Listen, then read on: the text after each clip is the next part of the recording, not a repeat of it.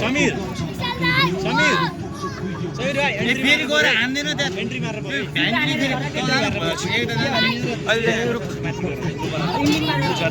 भाइ साइडलाई नरोकिले हान्छ अब हान्छ छिटो प्लेन छन् भएन कि प्लेन राम्ररी स्याडल दिए नि हुन्छ कि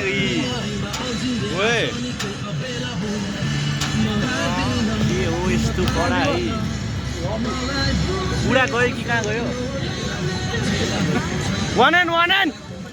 हिरो वान हिरो ओए